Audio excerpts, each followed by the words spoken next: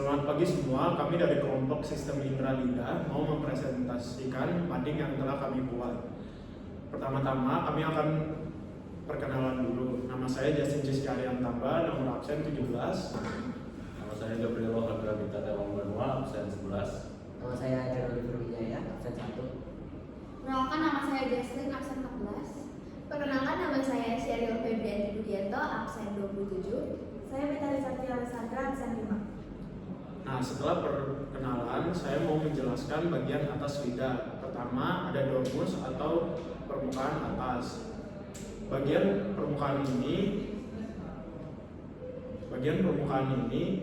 dipenuhi oleh papila atau bintik pengecat.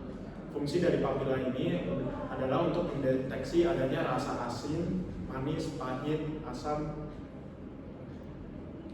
Karena papila tersebut, struktur dari permukaan lidah akan bertekstur kasar. Yang kedua ada permukaan bawah. Permukaan bawah ini teksturnya halus dan dapat dilihat jika lidah diangkat. Di dalam permukaan bawah terdapat pembuluh vena. Selanjutnya ada radix lingae. Radix lingae atau pangkal lidah adalah sepertiga bagian belakang lidah yang berfungsi untuk mencegah makanan masuk ke dalam jaluran pernafasan atau membantu dalam proses menelan. Yang keempat ada frenulum lingae. Frenulum lingae adalah selaput lendir yang menghubungkan lidah ke dasar rongga mulut. Jadi fungsi utama dari frenulum lingae ini adalah untuk sebagai penyangga. Yang kelima ada tepi lidah. Tepi lidah berada di sisi bagian kanan dan kiri lidah yang berfungsi untuk mendorong kembali makanan ke bagian tengah lidah dan juga untuk membantu dalam proses menelan. Yang keenam ada corpus lingae atau tubuh lidah. Corpus lingae adalah 2/3 bagian depan lidah. Corpus lingae ini sangat fleksibel dan bisa bergerak ke segala arah. Dan fungsi utamanya adalah untuk memanipulasi makanan dan juga untuk menghasilkan suara. Yang ketujuh ada apex lingae atau ujung lidah. Ujung lidah ini bersifat berbentuk runcing dan juga sangat fleksibel sehingga dapat bergerak ke segala arah. Selanjutnya fungsi dari ujung lidah ini atau apex lingae ini adalah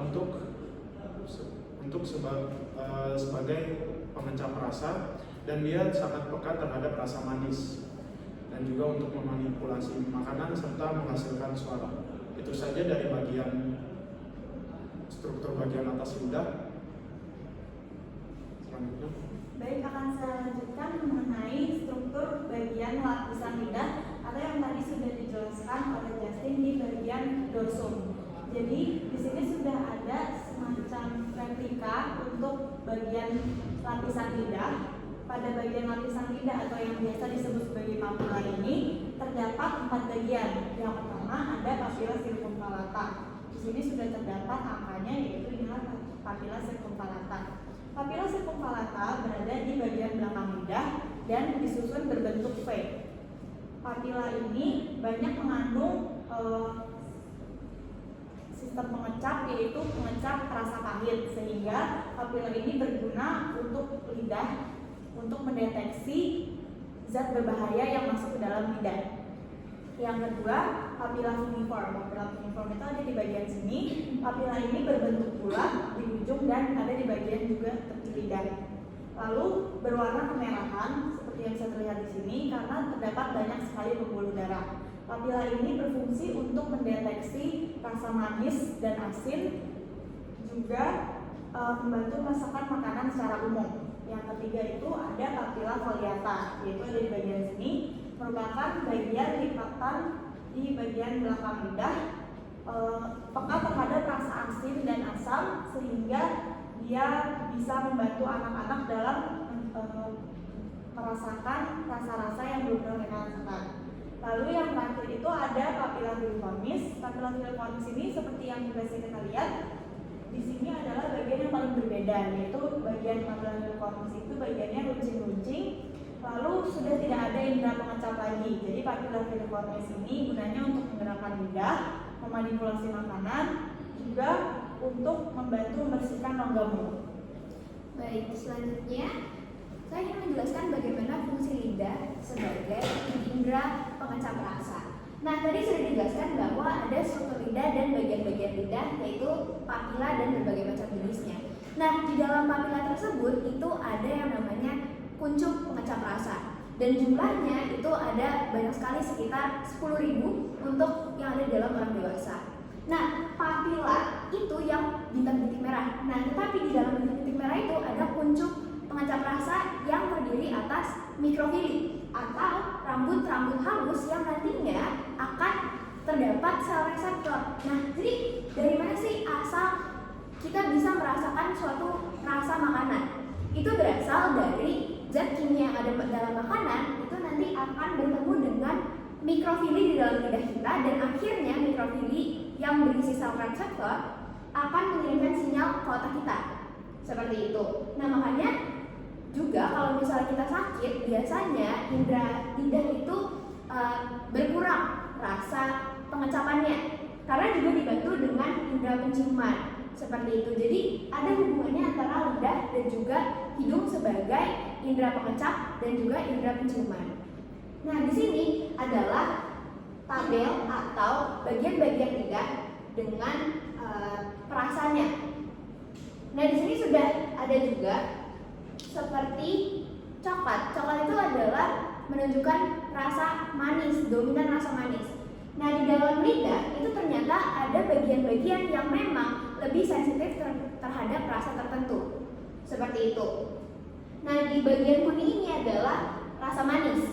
Lalu kemudian di bagian yang ungu itu adalah rasa asin. Seperti contohnya keju. Dia lebih sensitif terhadap rasa asin. Dan kemudian rasa asam itu adalah di bagian yang orange ini. Lalu yang paling belakang atau yang warna hijau itu adalah rasa pahit atau kopi.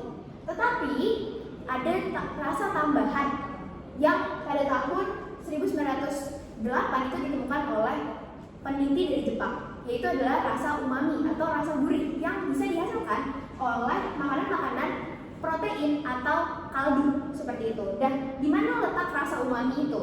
Rasa umami itu biasanya sangat sensitif dirasakan di bagian tengah lidah seperti itu. Nah, walaupun penelitian-penelitian yang baru-baru ini di tahun abad ke-19 sampai 20 itu menunjukkan bahwa seluruh permukaan lidah itu dia memang punya sel reseptor untuk merasakan rasa-rasa yang kita kenal, seperti rasa asin, manis, pahit, umami, seperti itu. Cuman memang dominannya kalau misalnya rasa manis itu ada di ujung pangkal lidah, rasa pahit itu ada di belakang lidah, seperti itu. Oke, selanjutnya saya akan menjelaskan mekanisme lidah. Jadi mekanisme lidah yang akan saya jelaskan ini ada 3. Yang pertama ada mekanisme pengecap rasa. Jadi seperti yang kita semua tahu, di lidah ini terdapat papila atau tonjolan kecil yang di dalamnya terdapat kuncup pengecap. Kuncup pengecap ini berisi sel-sel reseptor yang kita sebut namanya kemoreseptor. Nah, kemoreseptor ini peka terhadap rangsangan atau zat kimia pada bahan makanan. Jadi pada saat makanan masuk ke mulut, kemudian zat dari makanan ini akan masuk ke dalam pori-pori pengecap dan akan menimbulkan rangsangan. Nah, rangsangan ini akan membuat otak itu mengolah informasi seperti rasa asin itu dideteksi oleh perubahan ion kayak ion natrium, sedangkan asam itu ion hidrogen. Sedangkan untuk manis, pahit, dan umami itu dideteksi oleh perubahan reseptor protein virus. Kemudian selanjutnya ada mekanisme membentuk berbicara. Jadi lidah ini membentuk berbicara karena lidah ini tersusun oleh otot rangka yang sangat fleksibel. otot rangka ini dikendalikan seluruhnya oleh saraf hipoglossus. Nah, ini berasal dari medula oblongata, di mana saraf ini membantu lidah dalam berkomunikasi. Jadi ketika lidah ini berbicara, dia akan bekerja sama dengan bibir, gigi, dan ujung-ujung langit mulut. Dimana contohnya saat kita menyebutkan huruf T atau D, ujung lidah itu akan menyentuh dinding-dinding langit agar dapat membunyikan bentuk itu. Atau pada saat kita membunyikan huruf R, lidah akan bergetar karena aliran udara, sehingga huruf R itu dapat keluar. Koordinasi dari saraf dan otot ini yang membantu mekanisme dalam membantu berbicara. Dan yang terakhir ada mekanisme membantu mengunyah dan menelan. Jadi lidah membantu mengunyah dan menelan ini dengan bantuan dari reseptor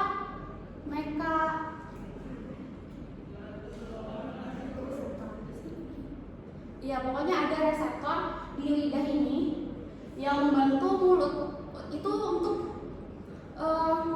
membantu lidah menggeser posisi makanan. Jadi dari yang di tengah itu ke gigi agar bisa dihaluskan dan kemudian dicampur dengan air liur agar bisa menjadi bolus atau gumpalan makanan.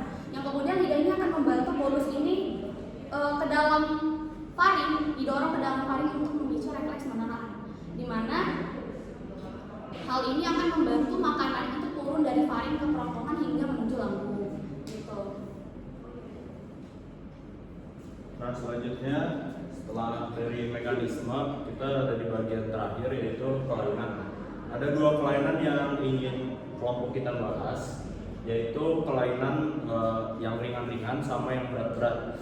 Cuman yang pertama ini izinkan saya bahas yang ringan terlebih dahulu, yaitu sariawan. Nah, sariawan itu apa? Sariawan itu adalah timbul luka atau kayak nanah gitu, bukan nanah sih ya.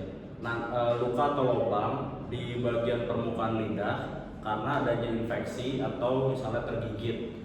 Nah, sariawan ini bisa dirasakan ketika kita misalnya lagi berbicara, itu akan terasa sakit, atau ada makanan yang terkena permukaan yang sariawan itu juga akan terasa sakit.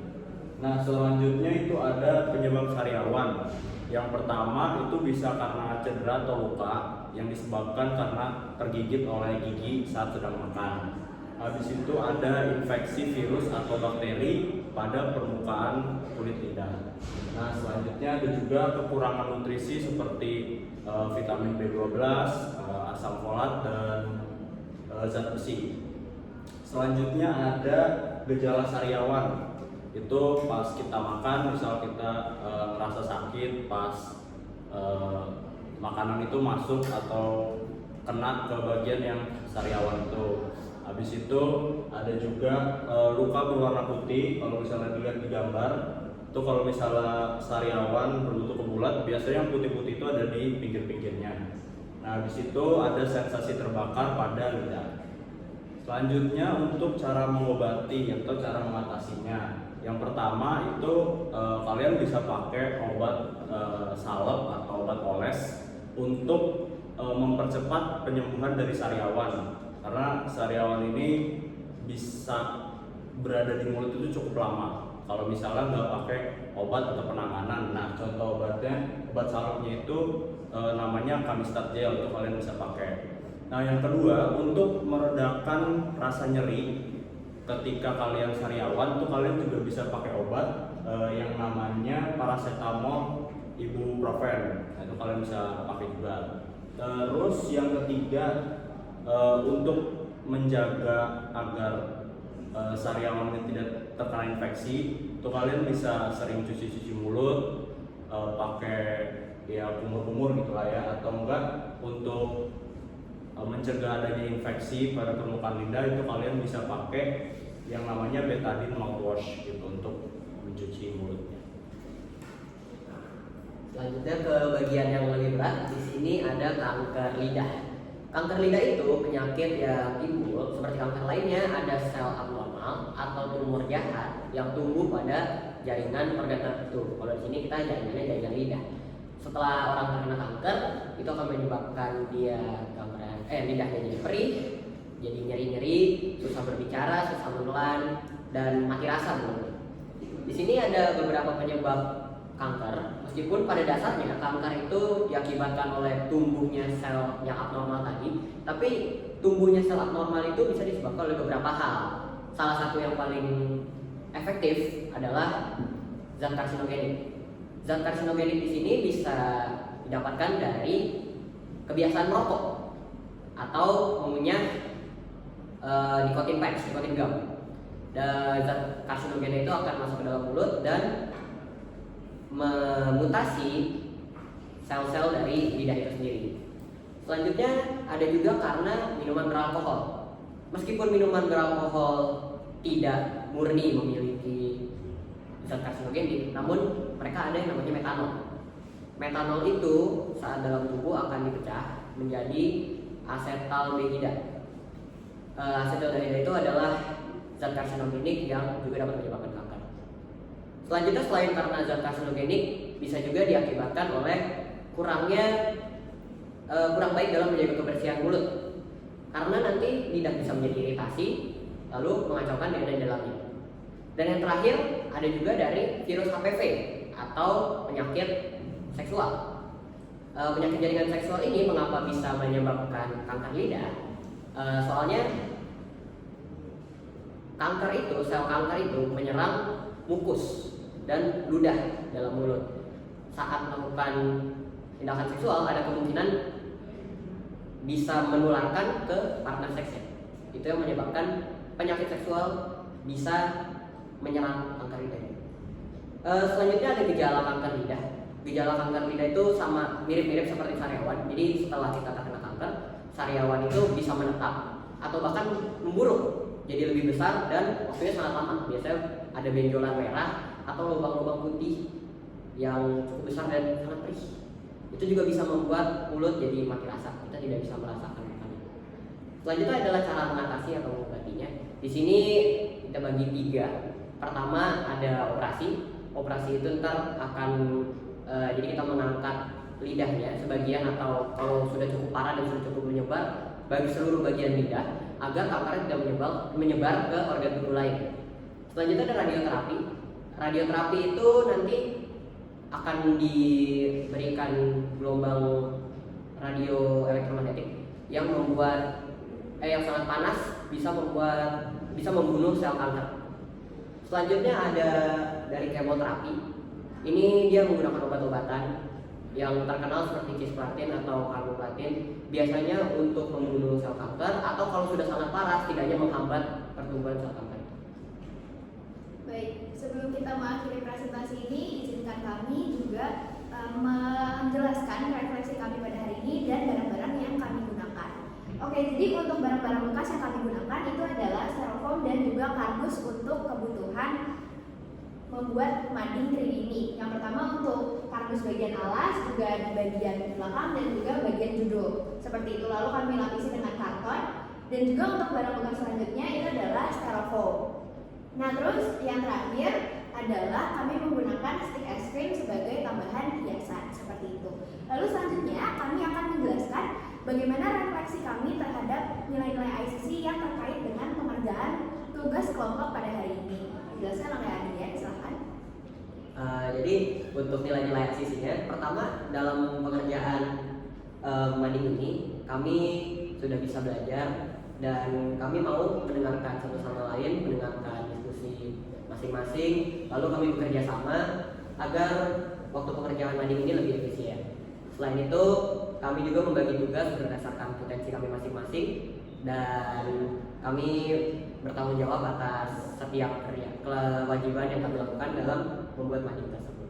Selanjutnya ada refleksi apa saja yang kita dapatkan dari ini berdasarkan oleh kami? Iya, kalau refleksi dari yang kita tangkap dari nilai ICC itu, kalau bagi saya pribadi ya itu ada peduli sama dan lingkungan dengan tindakan nyata. Nah, kenapa gitu? Karena pertama kita peduli sesama, artinya kita berenam ini nggak cuma kerja sendiri tapi kerja semuanya. Jadi ada nilai kerjasama di situ. Jadi kalau misalnya ada yang kesusahan kita bantu, itu artinya kita peduli dengan sesama. Nah, habis itu peduli dengan lingkungan juga. Nah, kita ini kan kerjain selalu di taman komplek gitu ya, taman di West Covina.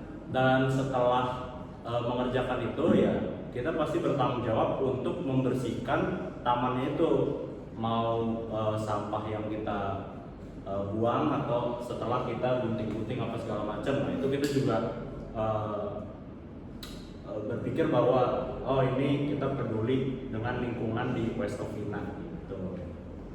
Baik, untuk refleksi yang ketiga yaitu apakah dengan pembuatan mading 3D sistem Indra dapat membantu memahami bagian-bagian cara kerja dan juga fungsi Indra?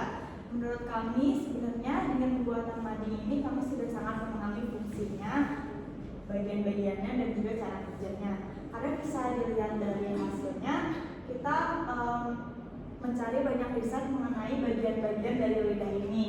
Seperti yang misalnya kita tahu pada umumnya lidah itu ya cuma dipakai untuk makan, terus untuk berbicara. Tapi kita nggak tahu misalnya bagian-bagiannya itu apa. Tapi dengan membuat mading 3D ini, kami jadi tahu bahwa lidah itu bahkan sampai ke bagian terkecilnya seperti papila ini.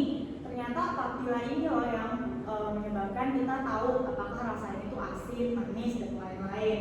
Untuk cara kerjanya juga kami sudah mengerti dengan baik karena dengan membuat seperti ini kami juga ikutan membaca mengenai materi-materinya walaupun bukan yang kami jelaskan.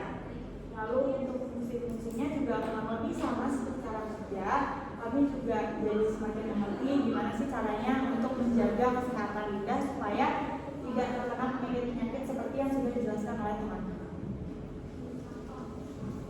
Sekian dari kelompok kami, terima kasih. Terima kasih. Iya, makasih dari saya menanggapi kreativitas bagus, kemudian warna juga bagus, lalu nilai ACC yang ditonjolkan juga hampir semuanya ada ya, lalu presentasi juga bagus ya, jadi hebat. Terima kasih. Terima kasih.